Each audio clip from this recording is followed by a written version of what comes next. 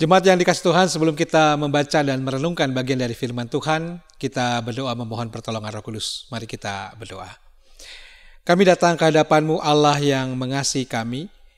Kami sekarang mau membaca bagian dari firman Tuhan. Dan kami tahu firman ini akan menjadi petuntun di dalam perjalanan kehidupan kami. Oleh sebab itu kami memohon pertolongan Roh Kudus-Mu, supaya ketika kami mulai membaca, kami dimampukan mengerti, memahami apa yang kami baca ini, dan juga dimampukan untuk kami boleh melakukan firman ini dalam kehidupan kami. Urapi hamba-Mu Tuhan dalam keterbatasan, dan biarlah apa yang dipersiapkan ini semuanya berasal dari Tuhan, yang boleh mengingatkan kami, bahkan menegur kami kalau jalan hidup kami belum sesuai dan seturut dengan kehendak Tuhan. Mari Tuhan berfirman-Lah, karena kami siap untuk mendengar. Kami berdoa ini dalam nama Tuhan Yesus yang menjadi Tuhan dan Juru Selamat kami yang hidup. Amin.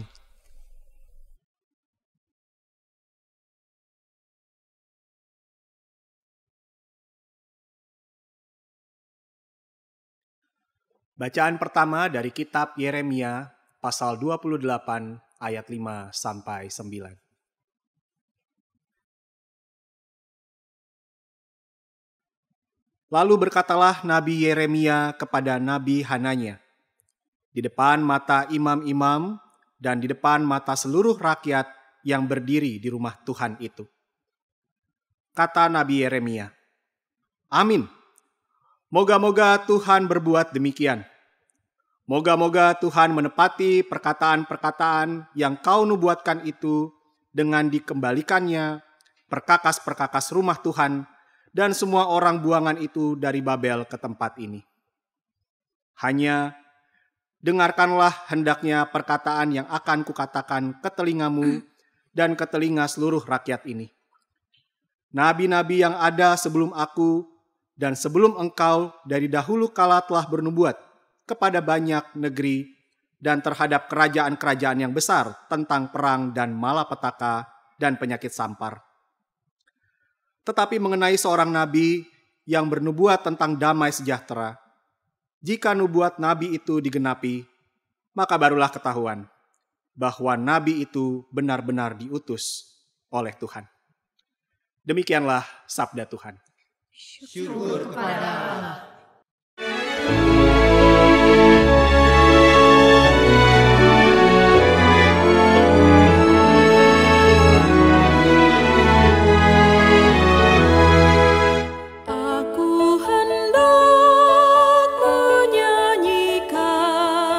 Kasih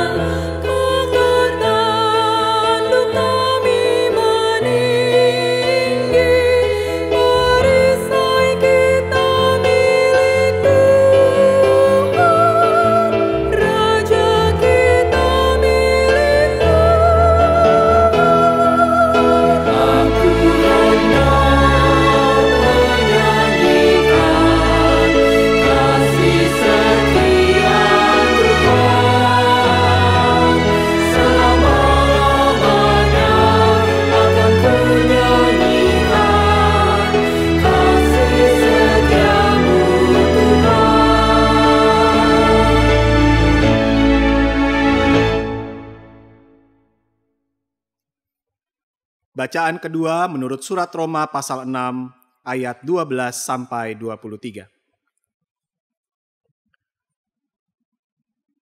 Sebab itu hendaklah dosa jangan berkuasa lagi di dalam tubuhmu yang fana, supaya kamu jangan lagi menuruti keinginannya. Dan janganlah kamu menyerahkan anggota-anggota tubuhmu kepada dosa untuk dipakai sebagai senjata kelaliman. Tetapi serahkanlah dirimu kepada Allah sebagai orang-orang yang dahulu mati, tetapi yang sekarang hidup. Dan serahkanlah anggota-anggota tubuhmu kepada Allah untuk menjadi senjata-senjata kebenaran. Sebab kamu tidak akan dikuasai lagi oleh dosa, karena kamu tidak berada di bawah hukum Taurat, tetapi di bawah kasih karunia. Jadi bagaimana? Apakah kita akan berbuat dosa karena kita tidak berada di bawah hukum Taurat, tetapi di bawah kasih karunia? Sekali-kali tidak. Apakah kamu tidak tahu bahwa apabila kamu menyerahkan dirimu kepada seseorang sebagai hamba untuk mentaatinya, kamu adalah hamba orang itu yang harus kamu taati, baik dalam dosa yang memimpin kamu kepada kematian, maupun dalam ketaatan yang memimpin kamu kepada kebenaran? Tetapi syukurlah kepada Allah. Dahulu memang kamu hamba dosa, tetapi sekarang kamu dengan segenap hati telah mentaati pengajaran yang telah diteruskan kepadamu. Kamu telah dimerdekakan dari dosa dan menjadi hamba kebenaran. Aku mengatakan hal ini secara manusia karena kelemahan kamu. Sebab sama seperti kamu telah menyerahkan anggota-anggota tubuhmu menjadi hamba kecemaran dan kedurhakaan yang membawa kamu kepada kedurhakaan, demikian hal kamu sekarang harus menyerahkan anggota-anggota tubuhmu menjadi hamba kebenaran yang membawa kamu kepada pengudusan. Sebab waktu kamu hamba dosa, kamu bebas dari kebenaran. Dan buah apakah yang kamu petik daripadanya? Semuanya itu menyebabkan kamu merasa malu sekarang, karena kesudahan semuanya itu ialah kematian. Tetapi sekarang, setelah kamu dimerdekakan dari dosa dan setelah kamu menjadi hamba Allah, kamu beroleh buah yang membawa kamu kepada pengudusan, dan sebagai kesudahannya ialah hidup yang kekal. Sebab upah dosa ialah maut, tetapi karunia Allah ialah hidup yang kekal dalam Kristus Yesus, Tuhan kita. Demikianlah sabda Tuhan. Syukur kepada Allah. Saudara, bacaan Injil diambil dari Injil Yesus Kristus menurut Injil Matius. Matius 10 ayat 40 sampai ayatnya yang ke-42. Barang siapa menyambut kamu, ia menyambut aku. Dan barang siapa menyambut aku, ia menyambut dia yang mengutus aku. Barang siapa menyambut seorang nabi sebagai nabi, ia akan menerima upah nabi. Dan barang siapa menyambut seorang benar sebagai orang benar, ia akan menerima upah orang benar. Dan barang siapa memberi air sejuk secangkir saja pun kepada salah seorang yang kecil ini, karena ia muridku, aku berkata kepadamu, sesungguhnya ia tidak akan kehilangan upahnya daripadanya. Demikianlah pembacaan Injil Yesus Kristus. Berbahagialah kita semua yang membaca firman Tuhan dan memelihara dalam hidup kita. Haleluya.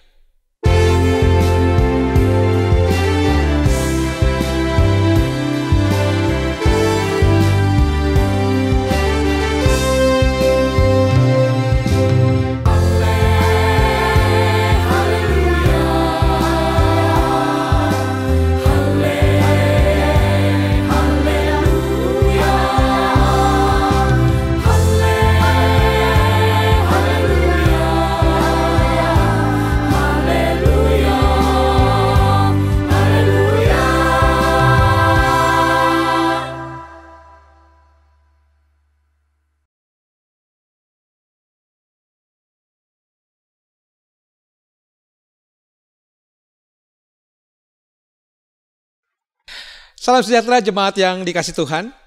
Tema kita hari ini adalah kebenaran terkadang menggelisahkan, saudara. Nah, saudara, kalau kita bicara kebenaran itu menggelisahkan, maka tentu kebenaran itu bisa saja menggelisahkan bagi yang menyampaikannya dan juga bagi yang mendengarnya. Tentu saudara, di balik sebuah kebenaran pasti ada sesuatu yang akan dibuka atau disibakan. Sebab yang namanya kebenaran tidak selalu menyenangkan bagi setiap orang yang hidup dalam ketidakbenaran. Dan juga bagi mereka yang menyampaikannya akan sangat menggelisahkan ketika berada di tengah-tengah orang yang hidup jauh dari kebenaran. Oleh sebab itu saudara, berbicara soal kebenaran memang tidak selalu menyenangkan. Selalu ada dua sisi di situ.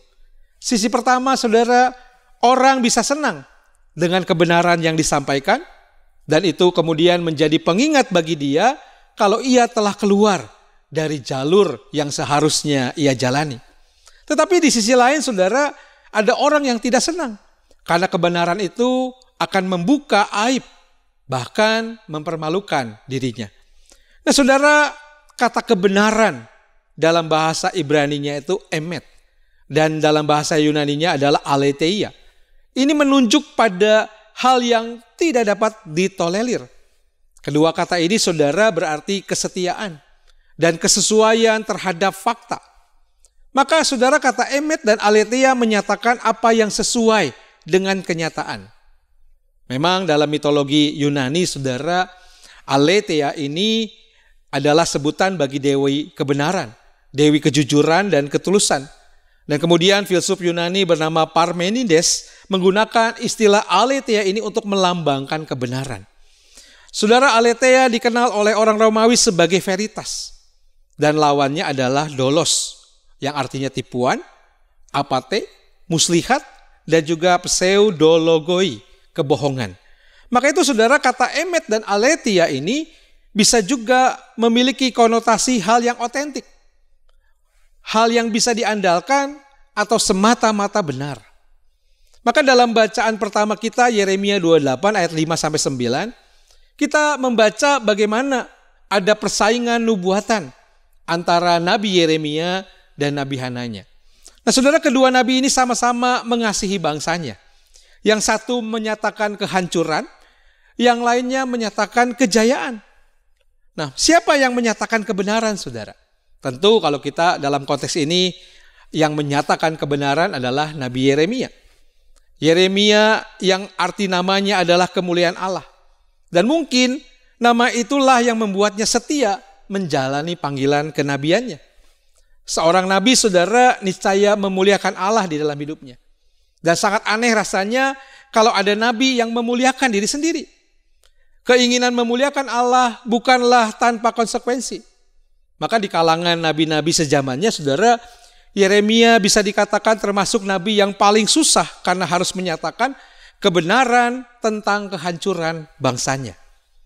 Maka itu di tengah ancaman militer Babel, Yeremia seringkali dianggap sebagai nabi yang kurang memotivasi umat, kurang membela bangsanya.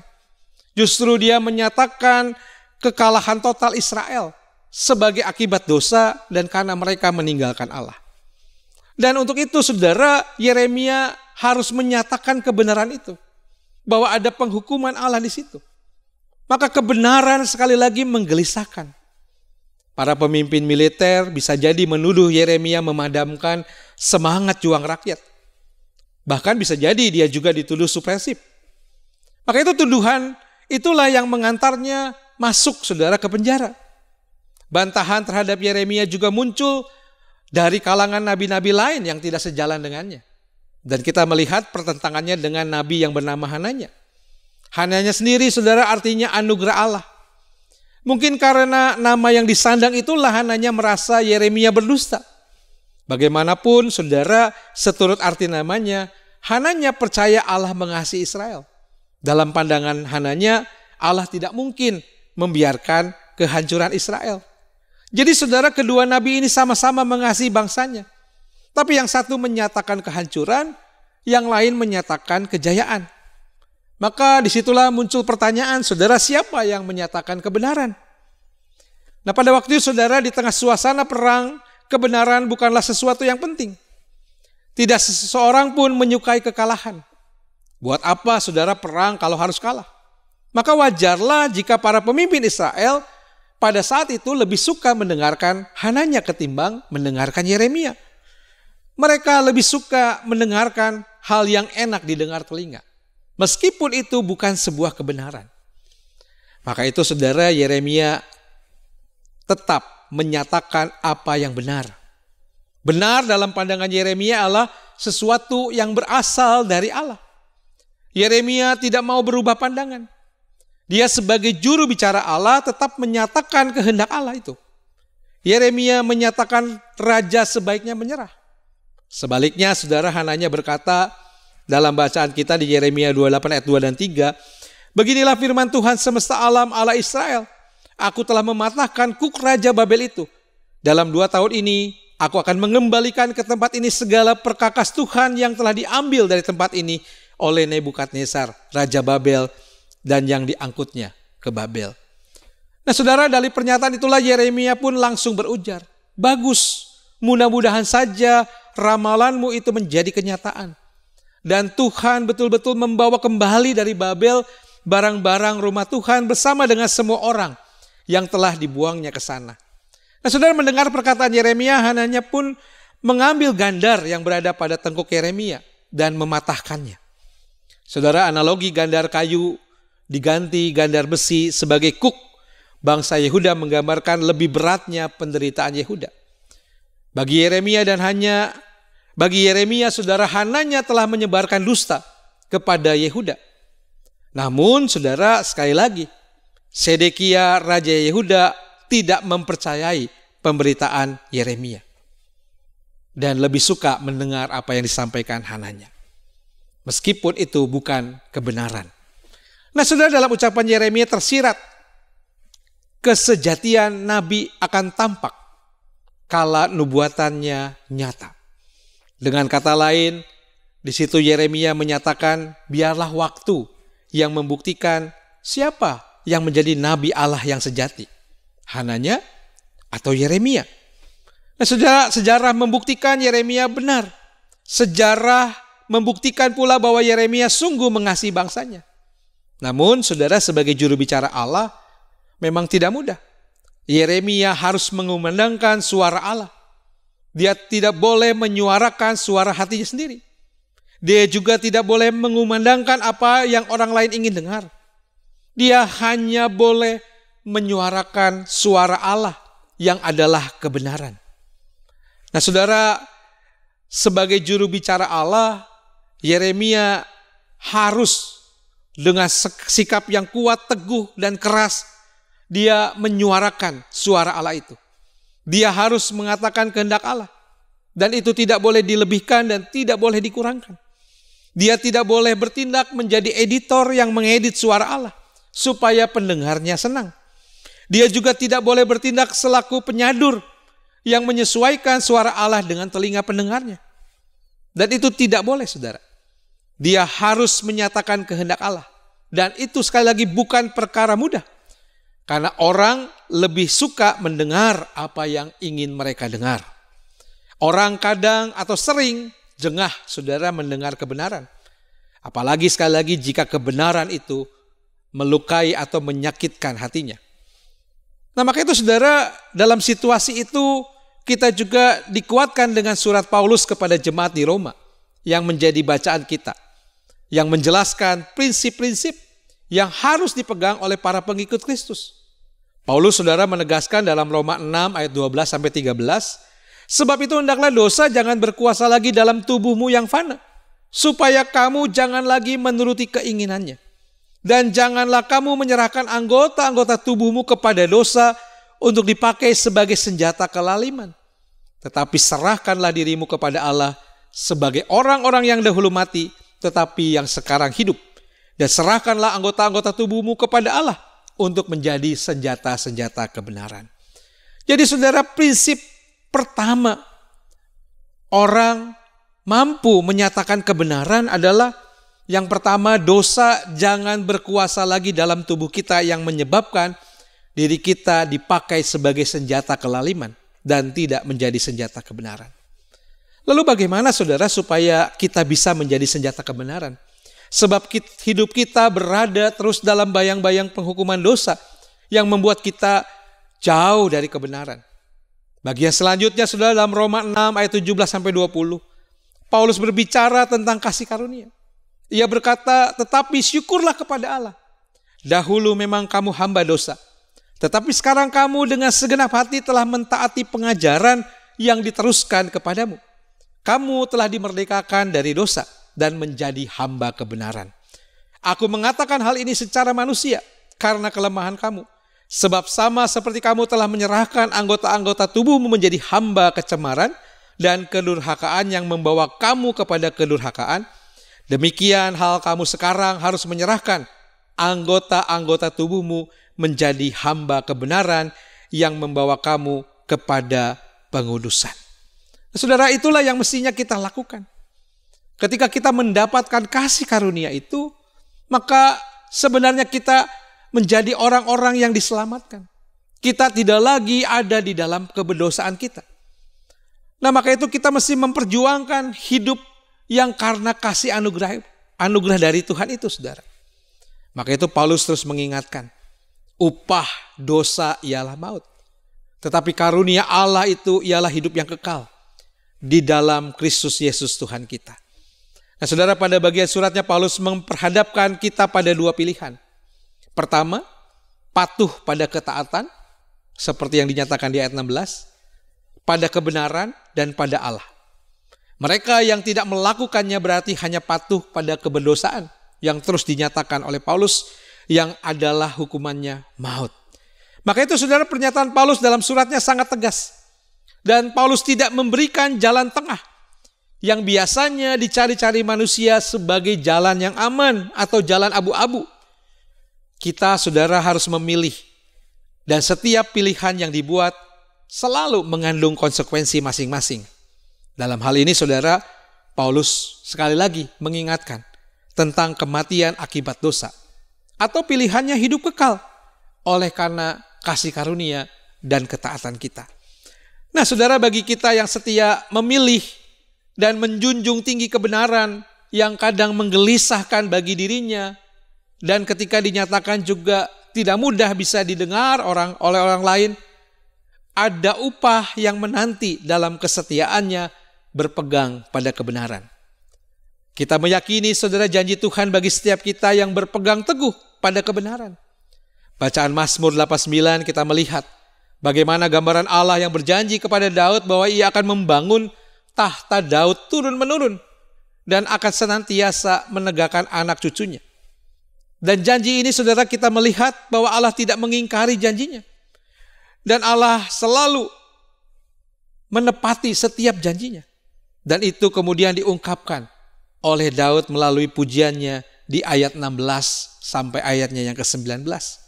Berbahagialah bangsa yang tahu, bersorak-sorai, ya Tuhan, mereka hidup dalam cahaya wajah-Mu. Karena nama-Mu mereka bersorak-sorak sepanjang hari, dan karena keadilan-Mu mereka bermegah. Sebab Engkaulah kemuliaan kekuatan mereka, dan Engkau berkenan tanduk kami meninggi, sebab perisai kita kepunyaan Tuhan, dan Raja kita kepunyaan yang kudus, Israel. Nah, saudara, bagian terakhir bacaan kita Matius 10 ayat 40-42. Ini menjadi pengharapan bagi kita sebagai murid yang diutus. Bahwa dalam perjalanan menjadi murid yang harus menyatakan kebenaran, sesulit apapun, dan sebagaimana orang-orang menyambut atau memperhatikan mereka dalam tugas perutusan itu, ini menjadi penguatan yang sangat relevan di tengah-tengah persekutuan gereja yang sama-sama menyatakan kebenaran yang menggelisahkan. Kristus, saudara, di situ mengingatkan bahwa ketika seseorang terus mengupayakan pelayanan mereka dengan segenap hati, Allah akan senantiasa memperlihatkan perhatiannya lewat orang-orang yang ada di sekitar mereka. Allah tidak pernah meninggalkan mereka, bahkan dalam situasi sulit sekalipun. Nah, dalam penyertaan Allah itulah, saudara, kita sebagai murid tidak perlu khawatir lagi menyuarakan kebenaran. Tantangan, saudara, memang selalu ada dan nyata dimanapun. Tetapi bila Allah sendiri tidak pernah meninggalkan kita, lantas apa yang perlu kita takutkan? Kita mesti berani menyampaikan kebenaran. Meskipun sekali lagi kebenaran itu terkadang menggelisahkan dan membuat barangkali kita juga terpuruk seperti Yeremia. Bahkan mungkin kita juga ditinggalkan atau tidak disukai orang karena pernyataan kebenaran yang kita sampaikan. Kebenaran, saudara, selalu membuat kita berada dalam situasi yang tidak nyaman. Tapi Allah berkenan dan Allah akan menyertai orang yang hidup dalam kebenaran. Kiranya Roh Kudus menolong kita untuk dapat menghidupi panggilan kita, menyuarakan kebenaran dimanapun kita berada. Tuhan memberkati kita. Amin.